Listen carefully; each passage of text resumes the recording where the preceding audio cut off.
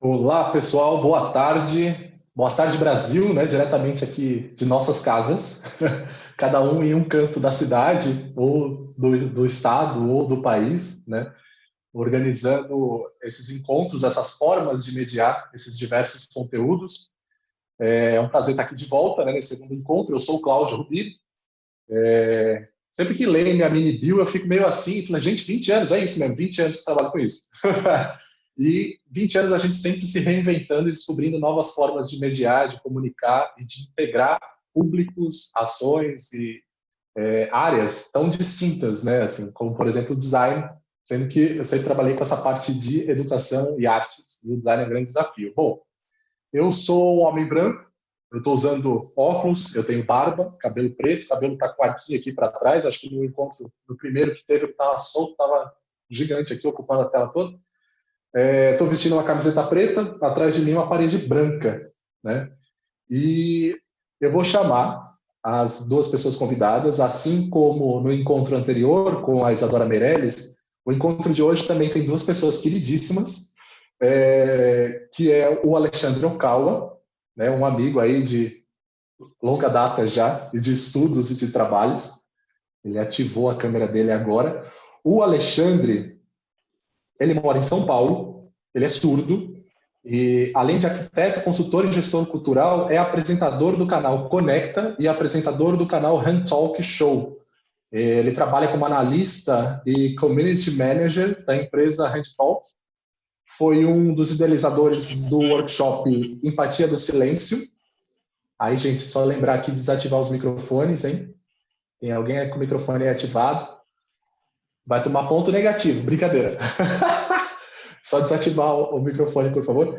É, Foi um dos realizadores do workshop Empatia do Silêncio, palestrante da campanha Surdo é Quem Fala e embaixador da SAS, Semana de Acessibilidade Surda, e do movimento Web para Todos, WPT.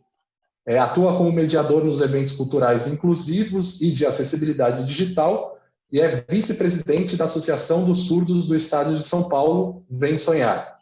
É também tradutor, intérprete e professor de Libras. Também vou chamar aqui para a conversa de hoje a Malu Dini.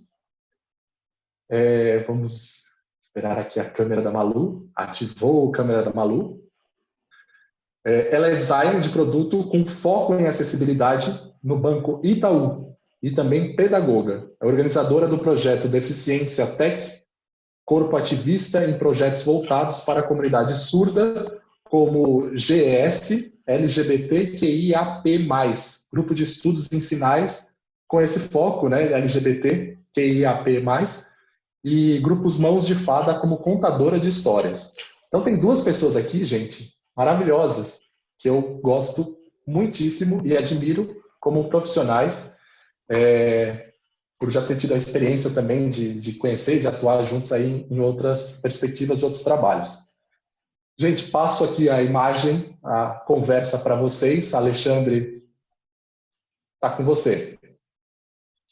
Quero agradecer, Cláudio, muito obrigado pelo convite.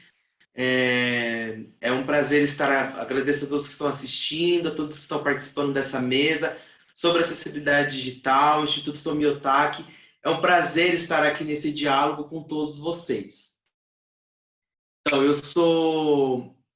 eu vou fazer agora a minha autodescrição. O meu sinal é esse, a minha mão com o dedo indicador, dedo mínimo e dedo polegar em riste. Estou usando barba, sou branco, uso barba grisalha e também meu cabelo está um pouco para trás, um pouco de lado e um pouco para trás.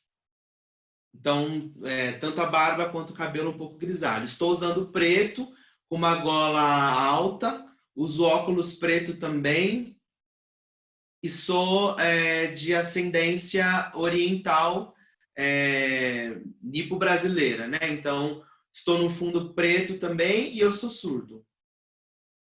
E estou fazendo essa apresentação em língua de sinais. Também uso implante coclear, faço uso da língua portuguesa, e quero agradecer a oportunidade de estar aqui.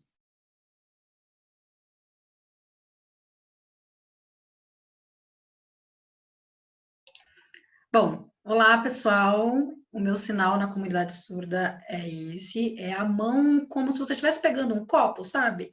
E aí você põe ela na cabeça como um coque, formando um coque. O meu nome é Malu, eu sou uma pessoa surda, eu sou branca, meu cabelo ele é cacheado, ele é preto e ele tem algumas mechas azuladas.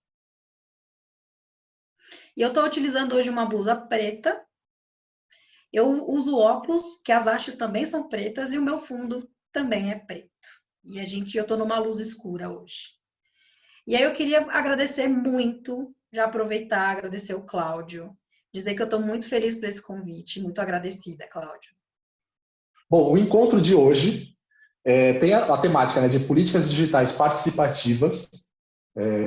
Isso, como no encontro anterior a gente falou também de uma ideia de pleonasmo, né, da gente falar de acessibilidade digital, se não é reforçar uma coisa que já é ou já deveria ser, se essas políticas digitais elas também deveriam incluir ou já serem concebidas, né, com a grande diversidade de formas de comunicação de todas as populações.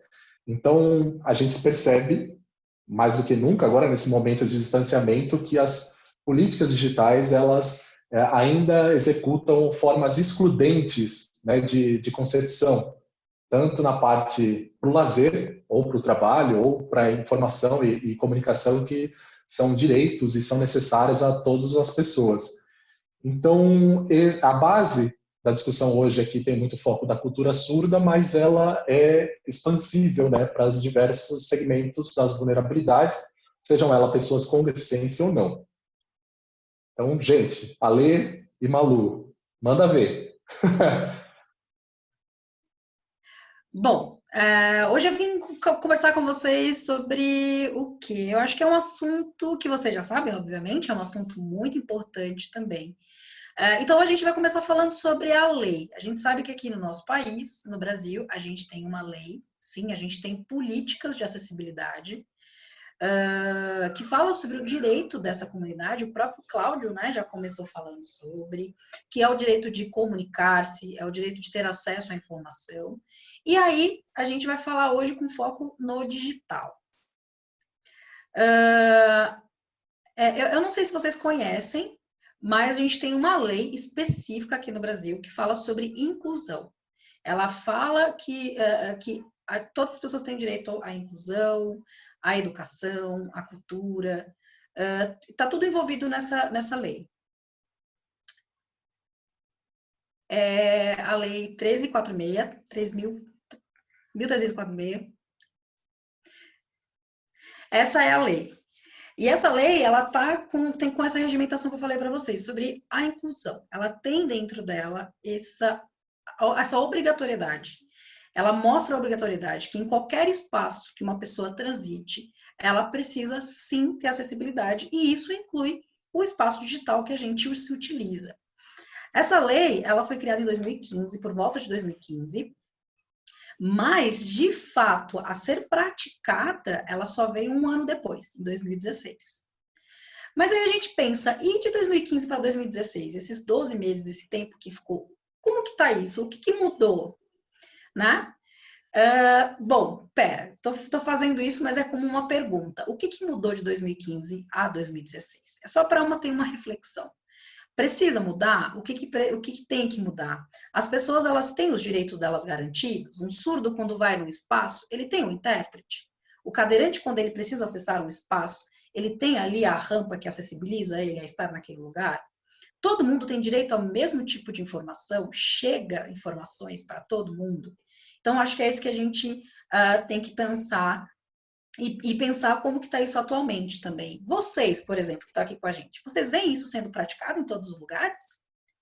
Fica uma pergunta retórica para vocês pensarem. Reflitam sobre isso. Quando a gente está em sociedade, a gente vê isso acontecendo? Eu acho interessante a gente pensar onde a gente vê isso acontecendo de fato, né? É assim, pouco.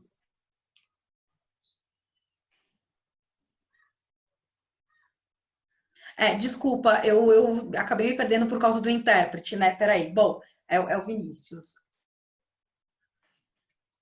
Isso. Então, pode repetir, Vinícius, por favor? O Cláudio também, pode repetir, porque agora eu foquei no intérprete.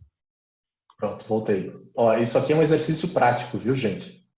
Dessas comunicações. O quanto esse layout dos aplicativos de conferência, eles estão integrando mesmo as formas de se comunicar.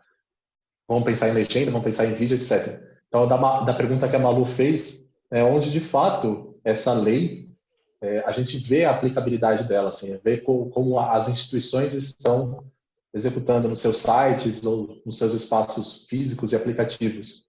Acho que teve a conversa inicial, a gente falou, né, na semana passada, de só 1% dos sites aqui no Brasil terem acessibilidade, né? Isso, acessibilidade no contexto universal, né? Não só na pessoa com deficiência. Então, quem conhece algum que é totalmente acessível, pode falar.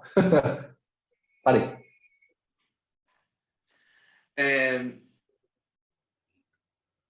importante entender que o que a Malu está falando é uma informação muito importante sobre a Lei Brasileira de Inclusão, chamada de LBI, né? Que é um assunto muito sério. Então, 1%, apenas 1% dos sites usam acessibilidade. Então, a Web para Todos, que eu tenho trabalhado junto, né, pensando formas de acessibilidade, nós temos militado e lutado sobre acessibilidade, não só na criação, mas na divulgação para a promoção da conscientização das instituições, para que as instituições possam oferecer acessibilidade de fato. Mas 1% é muito pouco, né? Então, eu penso que o significado do conceito de acessibilidade, né, ou sobre o termo acesso, precisa ser repensado, porque nós temos uma vivência da interação presencial. Mas as pessoas com deficiência, elas utilizam diversas formas de acesso. Então, um exemplo disso seria, por exemplo, a criação de mecanismos digitais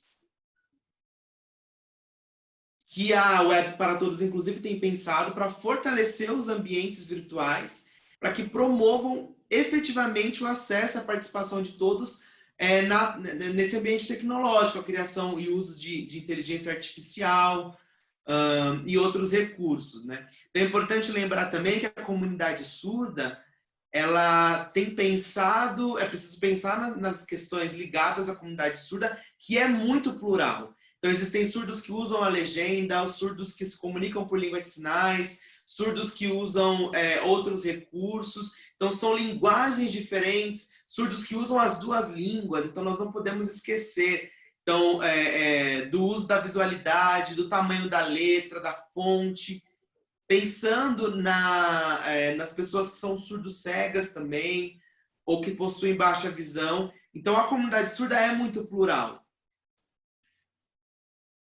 A comunicação para os surdos cegos, para os autistas, nós precisamos pensar então, até faço uma provocação, né, sobre o uso das cores que nós temos utilizado. Então, os idosos também precisam de acessibilidade. Pessoas com deficiência física, paralisia cerebral, enfim, são muitas especificidades, não apenas para as pessoas surdas. É importante pensar que a Web para Todos, ela precisa contemplar todas essas especificidades. A pessoa cega, por exemplo, precisa da audiodescrição. Como pensar, então, o uso sincrônico de todos esses recursos, né? Então, se tudo isso não for pensado, então não dá para pensar a acessibilidade de fato. Eu concordo com a Malu. Ale, exatamente isso. Eu acho que é importante tudo isso que você falou. E aí, enquanto eu estava te vendo, eu queria complementar aqui. Vamos parar para pensar, gente, 1%. A gente tem 1%. Eu tenho uma pesquisa, e também até aconselho vocês, se vocês quiserem pesquisar no Google, se a gente for falar sobre WCAG. O que é o WCAG?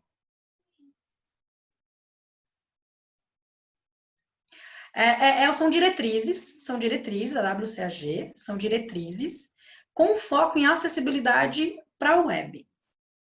É muito fácil vocês encontrarem esse tipo de material. Se vocês pesquisarem, vocês vão encontrar, tem muita coisa em inglês e tem muitos termos.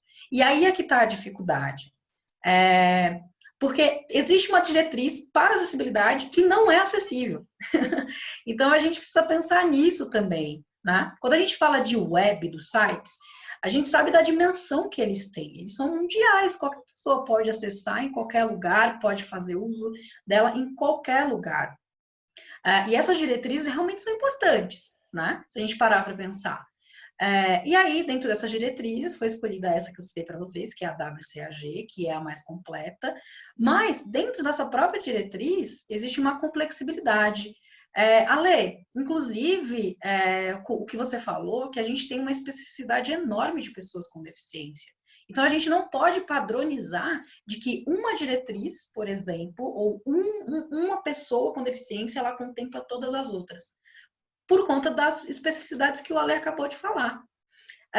Uma outra coisa também, ó, o que aconteceu hoje de manhã? Bom, hoje de manhã eu acordei, eu resolvi ler um livro maravilhoso, com foco em acessibilidade. É de uma mulher brasileira, o nome dela é Thalita Pagani, e o foco dela é acessibilidade. E esse livro fala sobre isso. E eu estudo muito esse livro porque tem muito a ver com a área de design, que é a área que eu trabalho, que é a universal, né? Ela fala muito sobre isso, a acessibilidade universal e esse conceito de design universal. Então, as duas coisas, elas fazem conexão, mas tem muitas especificidades. Por exemplo, uma pessoa com deficiência. O que significa você incluir uma pessoa com deficiência? Na verdade, não é você pensar na deficiência, você tem que pensar em todas as pessoas. Se você pensa em todas as pessoas, automaticamente você também inclui aquela pessoa. Então, a gente precisa pensar nas pessoas, nas suas especificidades, sim, mas pensar nela como pessoa, né? A gente tem, sim, alguns trabalhos, por exemplo, de consultoria de acessibilidade, né? Mas isso também a gente tem que pensar sobre isso. Existe uma pesquisa na Microsoft, e eu vi uma frase que é muito, acho que para mim foi muito marcante referente a isso que eu estou falando. Antigamente as pessoas usavam, deixa eu só lembrar aqui, usavam o termo tetraplegia, né? Acho que muita gente conhece esse termo. E aí, ficar pensando, como que você cria uma tecnologia para uma pessoa que tem essa especificidade poder usar, sendo que, por exemplo, hoje em dia as tecnologias estão indo muito para o comando de voz, né? Como que você utiliza, como uma pessoa que tem a especificidade, ela vai utilizar uma tecnologia usando o movimento dos olhos. Então, a gente tem que parar para pensar nessas contemplações que essas tecnologias têm. Acho que mais ou menos aí na década de 90, mais ou menos, a gente teve esse boom na tecnologia, né? E esse boom tem vindo até hoje, mas e agora, em 2020? O que está rolando? Comando de voz. O comando de voz, ele ainda está acontecendo fortemente. E acho que vocês até já usaram, né, gente? No celular, a gente tem ali os comandos de voz, a gente tem várias ferramentas. O iPhone, eu acho que é o mais conhecido, tem a Siri, né? Acho que todo mundo conhece a Siri. Teve até uma brincadeirinha. Também teve do Android, que é um assistente, que é a Alexa, né? A gente também tem todos esses equipamentos que é o quê? É por comando de voz. Você pede para que ele faça alguma coisa utilizando a sua voz. Mas pensa só, a gente tem isso hoje, que, óbvio, contempla, sim, algumas pessoas, mas aquelas pessoas que não são contempladas, elas estão excluídas dessa sociedade, desse uso. Como que elas vão usar o comando de voz, por exemplo? Né? E um surdo? Como que um surdo usa o comando de voz, por exemplo?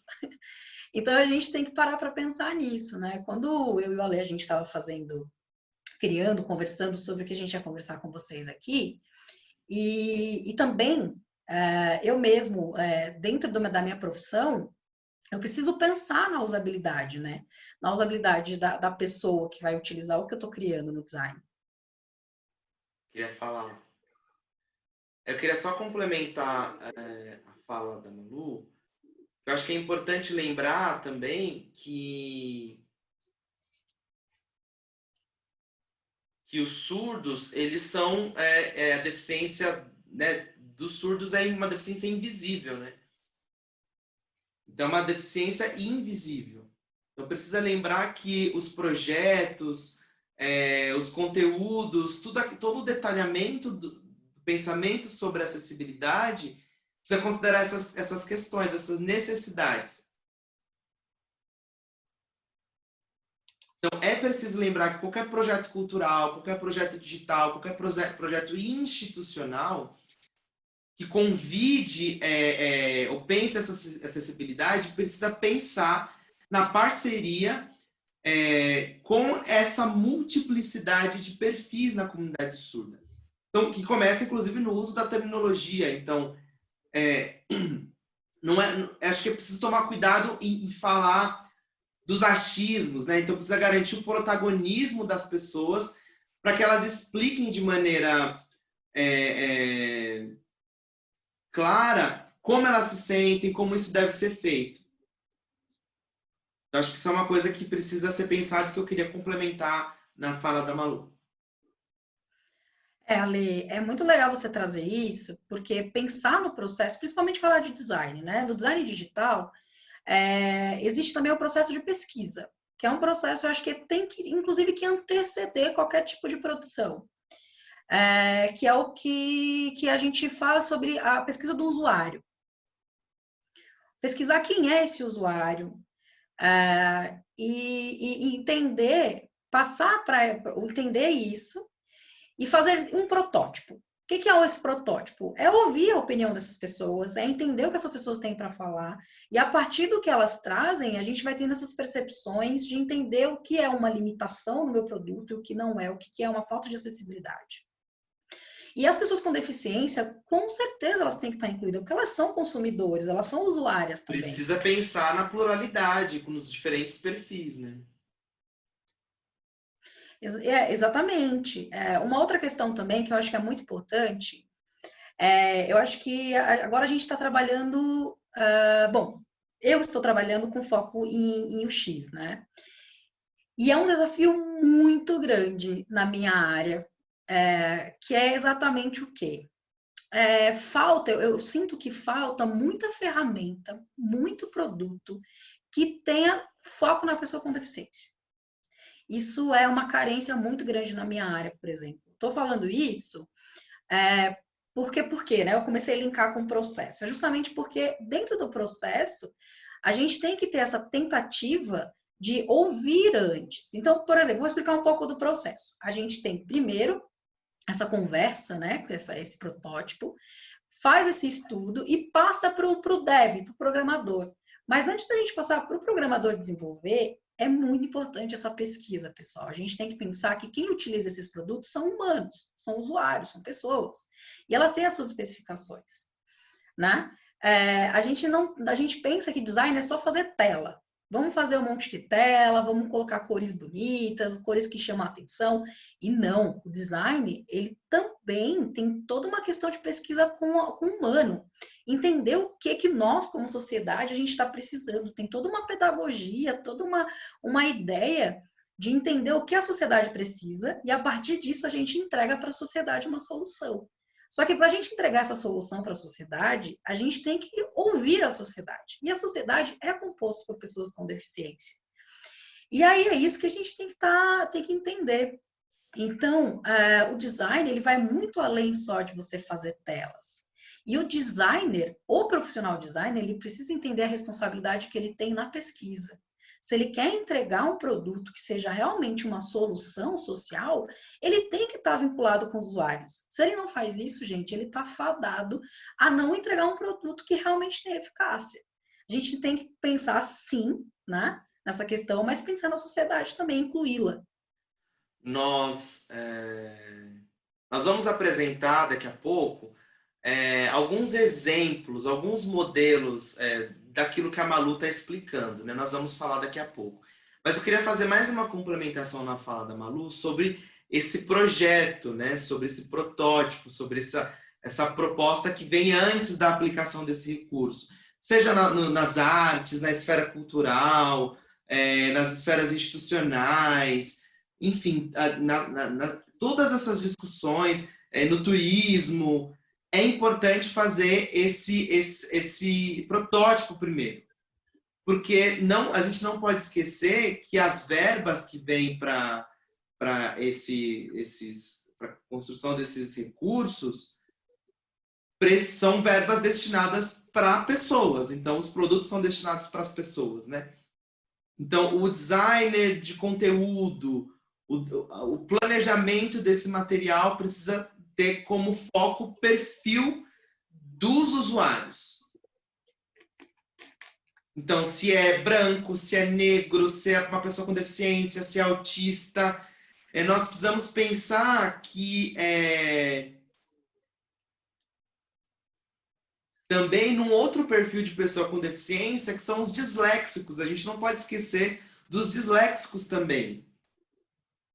Dos daltônicos, que também têm as outras especificidades, que eles também têm dificuldades para acessibilidade. Então, por exemplo, quais as cores, qual a coloração da legenda, são muitos detalhes que precisam ser considerados nesse processo de construção de acessibilidade da web para todos, né? Então, a forma de iluminação com que a pessoa vai aparecer em vídeo, né? Então, precisa pensar na visualização dessa pessoa a partir da iluminação, o efeito disso na saúde. Ou seja, são inúmeros detalhes, inclusive envolve questões de saúde, né? Então, não só para pessoas com deficiência, o volume do áudio, a taxa de iluminação, porque dependendo da intensidade do áudio da iluminação, pode causar problemas de audição e problemas de visão para quem estiver assistindo.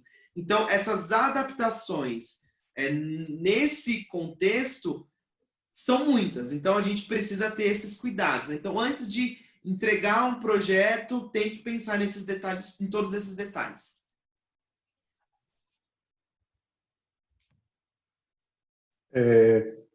Posso só falar uma coisa? Dá o tempo de transicionar ali para a tela da intérprete, ok? Eu acho muito importante, que é uma questão que o Ale falou agora, que é de adaptação. Mas acho que antes disso até, como nós falamos no encontro anterior, e a Malu falou um pouco agora também, é da concepção já considerar esses fatores, né? Então, quando a gente disponibiliza algum tipo de plataforma, recurso, aplicativo, isso não precisar passar por uma fase final, que seria a adaptação, mas sim nessa própria concepção, e que eu achei uma exemplificação muito boa que a Malu fez agora, falando de UX, né, de UX, que é esse termo, né, para quem não está familiarizado, então ela contextualizou isso, né, esse processo de construção. E eu vou aproveitar esse momentinho que eu estou aqui na tela falando, porque tiveram aqui dois comentários, né, duas pessoas escreveram. A primeira foi a Ariel Tomazelli Crespo, que ela escreveu também sobre pensar sobre o custo dessas ferramentas e tecnologias, que isso deveria ser responsabilidade coletiva, que esses dispositivos estivessem ao alcance das pessoas com deficiência. Então, a gente sabe que tem um custo alto, né? Na verdade, não é um custo alto, né? Existe um custo para desenvolver certas tecnologias e ferramentas. Isso vai desde um software ou um hardware, né? Um programa ou um objeto físico, né? Como um celular. Isso existe custo, né? Do preço dessas tecnologias, mas da importância desse incentivo que a população mais vulnerável, a população com algum tipo de restrição, deficiência ou outras vulnerabilidades, tivesse acesso a esses recursos, como, por exemplo, uma simples internet, né, que a gente está falando dessas interfaces, né, de programação, etc., mas a internet que já é um grande problema também. E um outro comentário foi da Marli de Menezes. Ela comentou aqui falando sobre a Libras, né, que é a primeira língua dos surdos, né, e não o português, e que ela descobriu isso, né, que ela vivenciou isso na prática em sala de aula, achando que uma aluna estava passando cola para outra e na verdade ela estava explicando e contextualizando aí essa informação.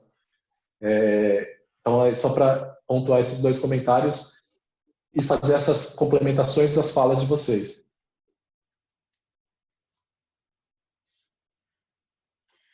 Interessante isso, esses comentários que vocês passaram e o que você falou também, Cláudio. Eu acho que a gente precisa que isso seja um processo natural, né? A gente vive em sociedade e uma sociedade é muito capacitista. A gente sabe disso. A cultura do capacitismo, ele tá... E não é uma maldade, tá, gente? Não é uma maldade, não é porque a pessoa ela é maldosa, não é isso. Mas é que a gente tem essa reprodução dessa cultura e a informação não chegou mesmo para muitas pessoas. Eu nasci em 1991, eu me considero uma pessoa jovem, né? Eu sou um bebê em comparação a outras pessoas, né? Eu acredito que tem gente aqui com muito mais experiência que eu. Mas, quando eu nasci lá em 1991, era uma época que era um surto, era um boom de meningite. Não sei se vocês sabem disso, mas a gente teve um surto de meningite. Minha mãe e o meu pai, eles não sabiam o que era isso. Era uma doença gravíssima naquela época. E é por isso que eu sou surda hoje. Mas para eles, assim, foi um desespero, porque não tinha informação. Eles não tinham acesso a isso. Eles não sabiam como lidar com isso, né? E minha mãe e meu pai acreditavam no quê? Vocês sabiam? Ele foi no médico, mostrou, né? Os médicos, me levou no médico. E aí falou, ó, ela é surda, tem que levar para fono. Apresentou apenas essa solução. Disse que a solução para mim era ir na fono, para que eu pudesse ser oralizada. Então, assim, ó, eu nasci ouvinte e perdi, né? E a minha vida inteira eu utilizava a oralização, eu nunca utilizei intérprete. Bom, mas eu vou só resumir rapidinho, tá? Vou contar isso só rapidinho, porque eu acho que é importante falar isso para vocês. Porque isso tem muito contexto com a sociedade, né? Por isso que eu contei esse pedacinho da minha vida, porque a sociedade não sabe. Agora eu noto que a gente está tendo uma abertura sobre alguns assuntos, que as pessoas elas estão mais abertas, e que isso leva um tempo mesmo. Isso vai levar um tempo, levou, né? Bom, levou o tempo que eu tô em viver, convivendo em sociedade, eu acho que isso vai levar mais tempo. A sociedade, ela esconde as pessoas com deficiência, ela esconde a deficiência, elas não naturalizam, né? Queria também complementar sobre a minha experiência de vida também, né?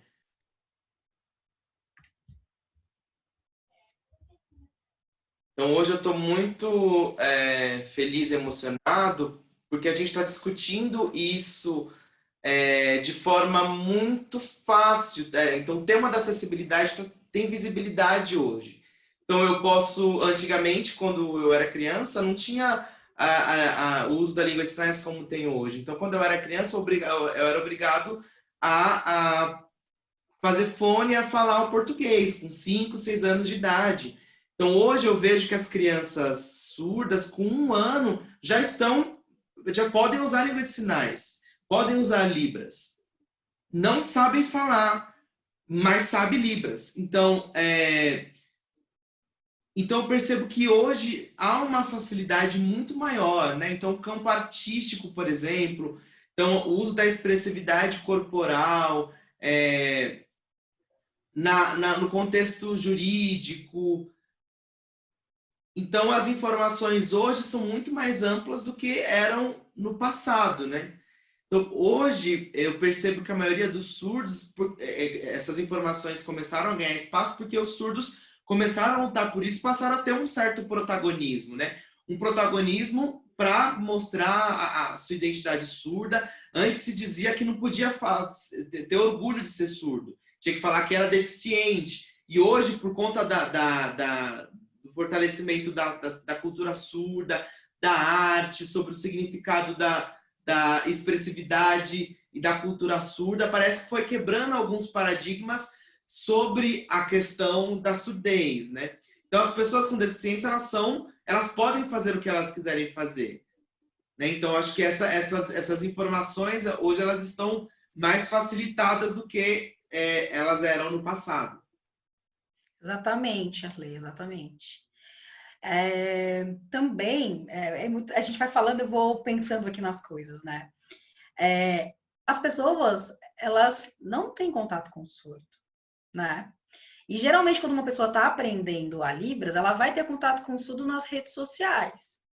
Mas a gente não tem acesso nas redes sociais, né? E o surdo, quando ele nasce em sociedade, nem todas as pessoas falam a língua do surdo. Então, a gente vai buscar informações nas redes sociais também. Tô falando isso, vou linkar aqui, deixa eu só pensar em como linkar para vocês. Porque, bom, vamos lá, um exemplo, o surdo. A gente pensar num surdo de mais idade, num surdo idoso. Eles tinham uma outra cultura. Então, pensa só, como que o surdo idoso ele vai se acostumar com uma cultura das tecnologias no celular, por exemplo? Quando ele queria combinar com alguém, para ir na casa de alguém, ele simplesmente aparecia. Ele não tinha como combinar antes. Então, como que eles comunicavam, por exemplo? Imagina só, hoje a gente tem o auxílio das tecnologias para se comunicar em português. Mas como antes? Também pensar sobre a área que a gente está vivendo agora. A gente está no meio de uma pandemia, no meio do Covid, onde a gente se utiliza do meio digital, a gente se utiliza sei lá, as lives no YouTube, né? A gente tem. Só um minutinho, eu pedi para ela soletrar de novo.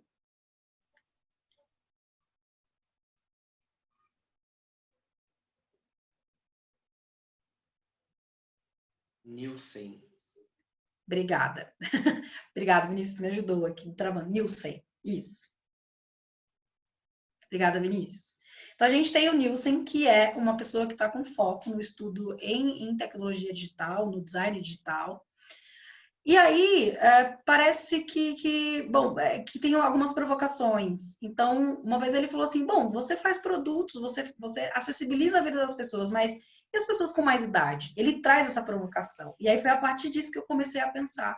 A gente tem uma sociedade idosa também, uma sociedade idosa, tanto de surdos idosos, como de ouvintes idosos, né? A gente tem essa sociedade que tem também, dentro dessa especificidade, idosos que estão perdendo a audição, estão perdendo a visão, então são de baixa audição, baixa visão. Sem contar que também existe um choque de cultura, é uma cultura diferente da cultura que a gente tem hoje. Então, como a gente acessibiliza para essas pessoas também? Como que a gente acessibiliza uma tecnologia, um celular para essas pessoas utilizarem? O Cláudio falou sobre vulnerabilidade, né? E quantas vulnerabilidades a gente tem? É só a pessoa com deficiência que é considerada vulnerável? A gente tem muitas outras questões aí também, que também entram nas vulnerabilidades e que permeiam pessoas com deficiência também, né? Então, é um super desafio mesmo pensar Sim, envolve nisso. todas. Então, e a falta de informações sobre essas questões também entra nesse tema, né?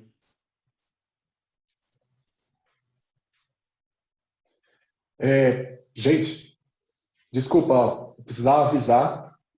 A gente tem mais ou menos uns 15 minutos. Estou falando que passa rápido quando a gente começa a conversar. Então, aí fica uma opção para você, Alexandre e Malu, de fazer essa apresentação, ou a gente compartilha esse conteúdo e a gente segue a conversa aqui, mas só para avisar, então, são 15 minutos. Ale, o que você prefere? O que você acha legal a gente fazer? A gente pode apresentar rapidamente, só para que as pessoas tenham uma noção do que a gente está falando e percebam alguns exemplos. Pode ser? É rápido, é uma apresentação rápida. 5 minutos a gente consegue fazer. Não, vamos lá, então. Ok. A gente faz junto. Bom, aí talvez tenha um tempo de fixar janelas das pessoas que estão usando a comunicação com as intérpretes, para ver se está tudo bem. E aí, nesse slide de fundo azul, letras amarelas, políticas digitais participativas, Alexandre Ocal e Malu Diniz, para o Instituto Tomiotaki, prêmio Leroy Merlin. Aqui, ó, tecnologia acontecendo. Aí, Cláudia e Vinícius, vocês podem me sinalizar quando, porque eu não estou vendo agora a Malu nem o Alexandre, então, se eles estiverem se comunicando, vocês podem me avisar para parar a apresentação ou não. Tá ok, combinado. Então, nessa página, uma imagem quadrada, né, com uma fotografia da Isa Meirelles, e é um exemplo aí do canal, né, Deficiência Tech, isso está no Instagram. Aí quem quiser pode acessar aí pelo Instagram e conhecer um pouco mais sobre esse grupo, né, esse coletivo. Inclusive, até uma das pessoas que fez uma pergunta aqui de teste de funcionalidade, usabilidade. Eu acho que esse coletivo pode atender essas demandas também.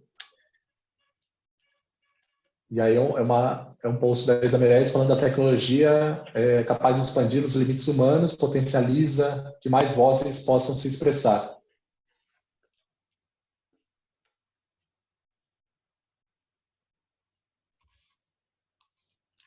Bom, posso? A Malu está pedindo para... Pode voltar um, por favor?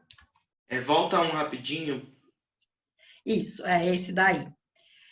Bom, só mudar aqui. Bom, a Isa é uma influencer.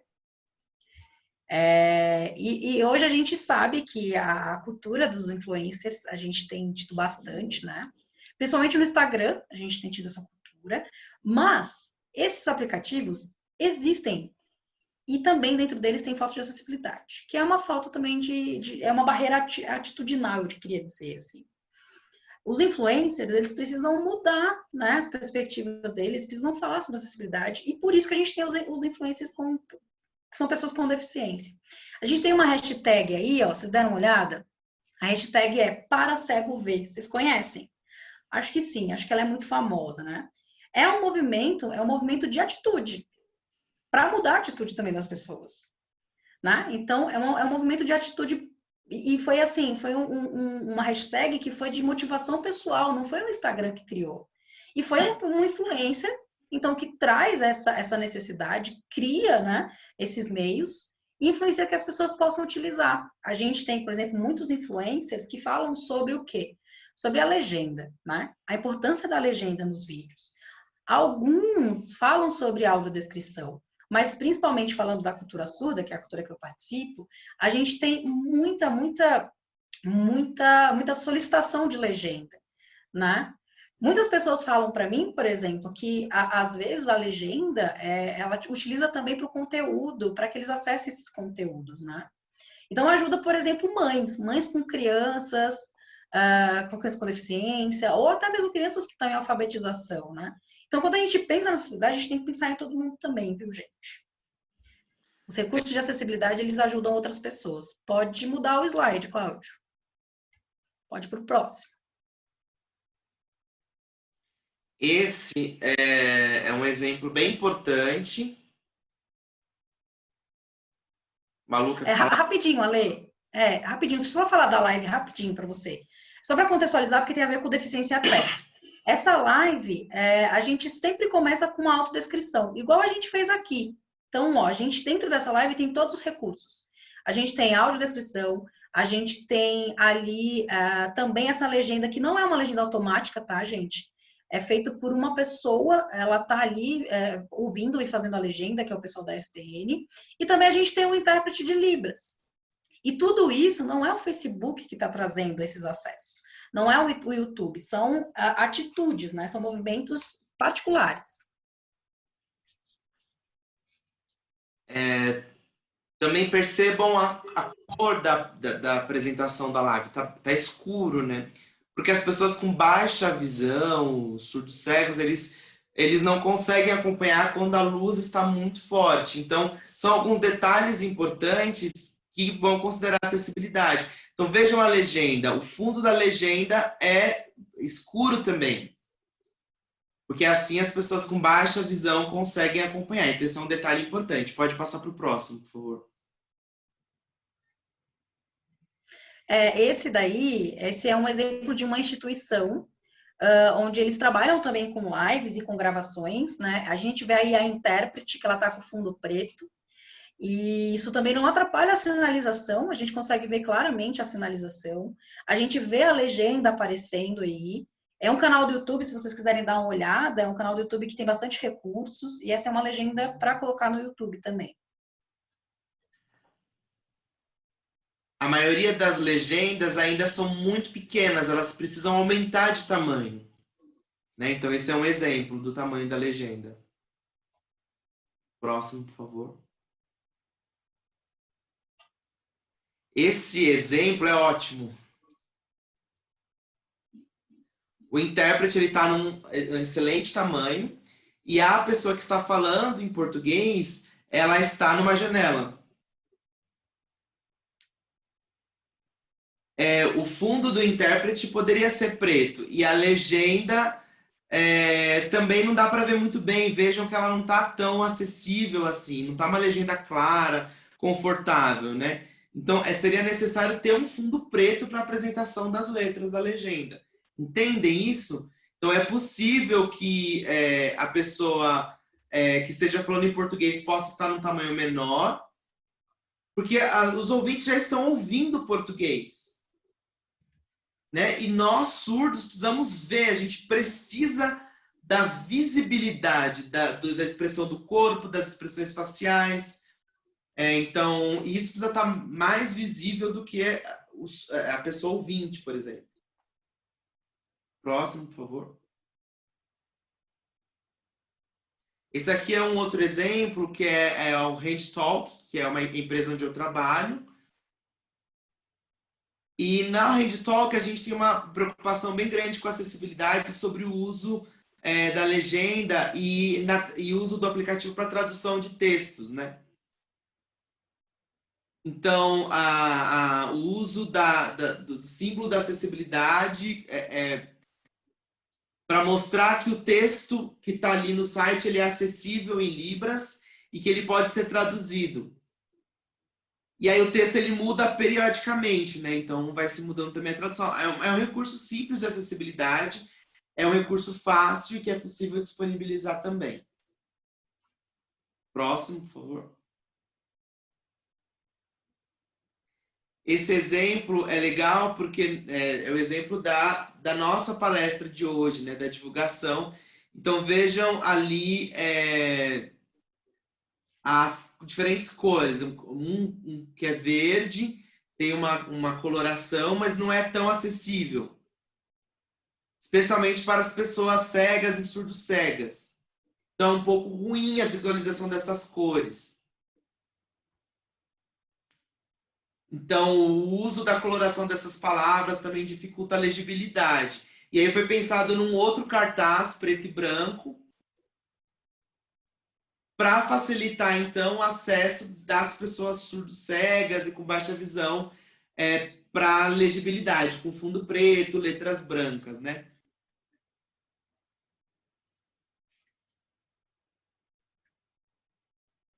Então, dependendo da cor que se usa na divulgação e no flyer, isso atrapalha a acessibilidade. Então, lembre-se que a gente está discutindo a acessibilidade para todos, para todas as pessoas com deficiência. Então, precisa estar acessível para todos os grupos, né?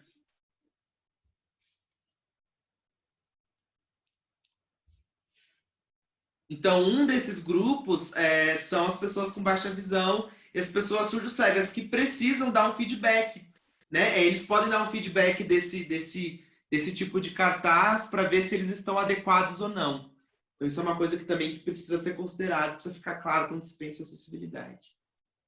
Próximo, por favor. E o último é uma divulgação de uma palestra de um surdo-cego americano. E aí ele usa o modelo de acessibilidade no cartaz pensando nas pessoas com baixa visão. Então é um cartaz acessível. Então a gente consegue ver que o fundo está escuro. É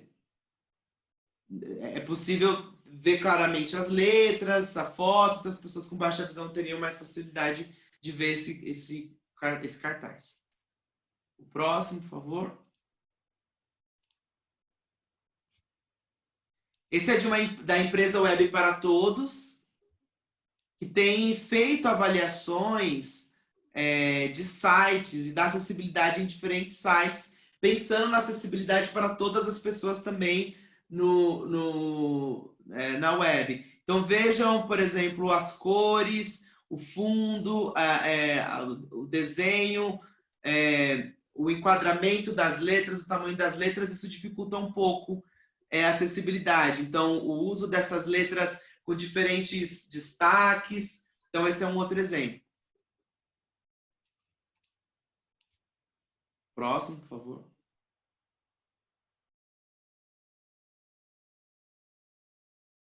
Eu trouxe esse daqui, a gente trouxe esse daqui só por uma questão de curiosidade mesmo, para que vocês dessem uma olhada como funciona, por exemplo, o teclado.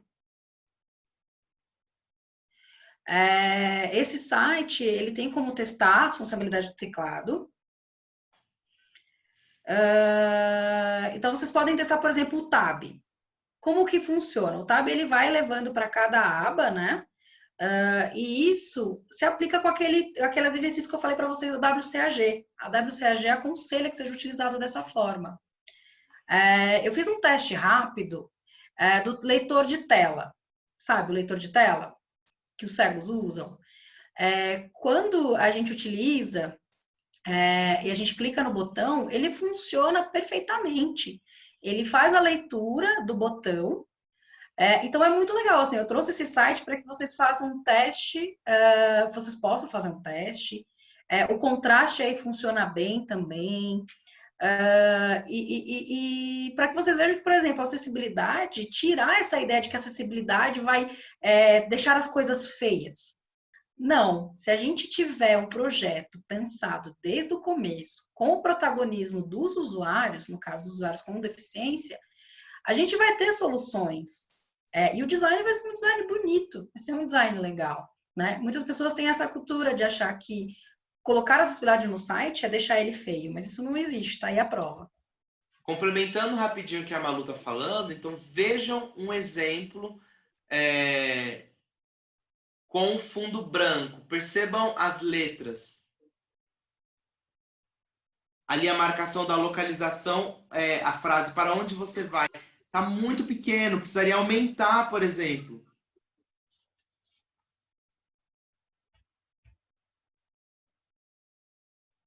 Então, o uso do fundo branco cansa muito a visão. Então, para quem está fazendo a pesquisa, às vezes o uso da luz clara faz com que a visão fique mais cansativa.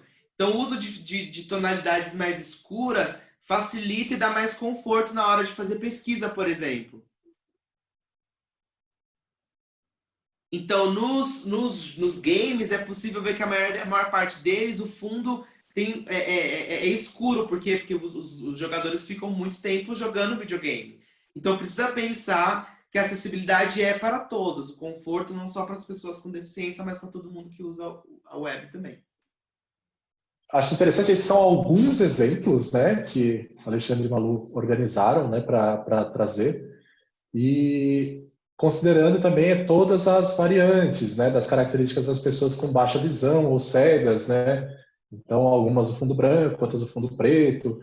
O que alguns sites fazem em ferramentas é disponibilizar o alto contraste, né, a pessoa escolhe, né, qual é o contraste que ela quer ter, o tamanho de tela e tudo mais. O que a Malu falou agora há pouco também dos aplicativos, né? Foi a lei, desculpa, dos aplicativos de leitores de tela, né? Como o VoiceOver, né? Da Apple, que usa tanto nos celulares quanto nos computadores, o JAWS e vários outros aplicativos que servem para essas leituras, eles são bem importantes com esse comando aí Tab, né? Então, o exemplo de que um site pode ser bonito e que ele é funcional também, retomando, está desde o início, né, na programação, como eu estou dizendo assim, site, aplicativo, né, tudo a mesma, nesse mesmo contexto.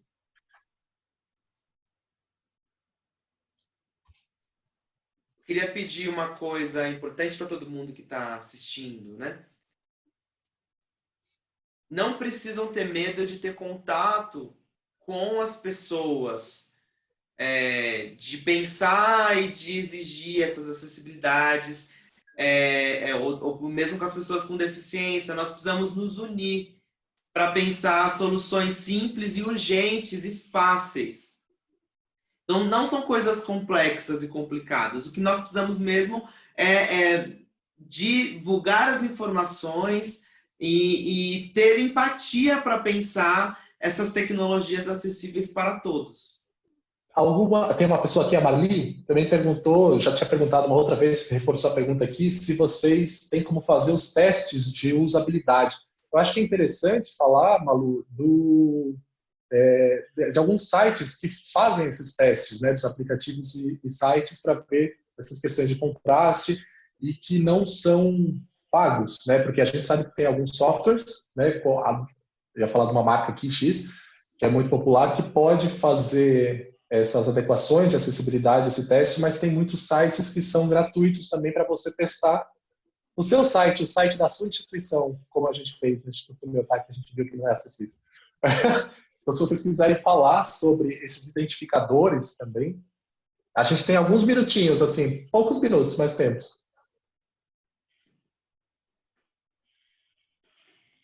Vou ser rapidinho, vou tentar ser rápida, Cláudia, vamos lá. Porque é por causa do tempo, né? Para não estourar, quer dizer, a gente já estourou. Bom, sim, a gente tem. Eu trabalho com teste de usabilidade, né? Com pessoas que têm deficiência e com pessoas que não têm deficiência. Então, porque é isso? O meu foco, o nosso foco é que todas as pessoas utilizem, né? Obviamente. Mas a gente tem sim, dentro do teste de usabilidade, muitos desafios com a pessoa com deficiência, principalmente se for presencial. Quando eu falo de protótipo, né, que eu já até citei para vocês, o protótipo, ele tem algumas limitações. Por exemplo, às vezes um leitor de tela pode não funcionar. Às vezes a usabilidade daquele site pode não tá funcionando de forma correta. Então, quando o programador está finalizando, ele tem que fazer esses testes. E o ideal é que faça esse teste junto com a pessoa que se utiliza essa ferramenta, né? Obviamente, dá para fazer, sim, teste com pessoas com deficiência. Com surdos, a gente consegue fazer. Por exemplo, alguns apps são muito difíceis mesmo a gente utilizar, porque a gente sabe que a L1 do surdo é a Libras. E aí, às vezes, utilizar, a gente tem ali o português, que é um pouquinho complicado para alguns surdos. Então, quando a gente está acessando algum dispositivo, como um tablet, como um celular, gente, eu vou pedir só desculpa, porque para mim a internet da Malu está cortando um pouco. Eu estou com um delay na tradução, tá bom? Desculpa, eu estou com um delay na tradução. Você pode falar de novo? Não. Só a partir sobre o conteúdo para surdo L1, porque está cortando. Desculpa, pessoal, voltando à tradução. Bom, então é isso, eu só explicar, né? A gente tem aí a questão dos apps, as interfaces e as interações dentro desses apps. E essa interação é muito importante a gente estar atento se é uma interação fácil, se ela é intuitiva ou não, justamente por conta dessa questão da língua, né? O surdo, ele utiliza a L1, que é a Libras, e não português, então às vezes fica meio realmente complicado para o surdo entender o português, então as interações é uma coisa muito importante a gente observar. Quando eu falo dos desafios, é justamente por conta dessas ferramentas, como encontrar essas ferramentas, né? Como encontrar essas ferramentas e essas ferramentas que ajudem... Perdão, a gente teve interferência aqui do áudio.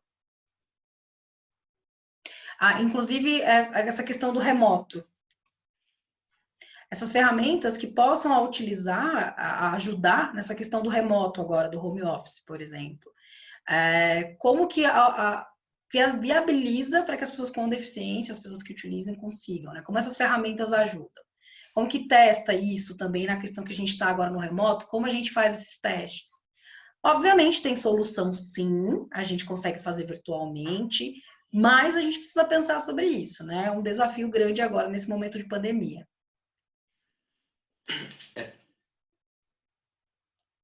É preciso pensar em sempre chamar as pessoas surdas, os intérpretes. Precisa chamar os surdos cegos, chamar os guias intérpretes, para pensar esses detalhes. Então é preciso conversar com a comunidade usuária, para poder resolver essas questões e esses problemas de usabilidade dos aplicativos e dos sites.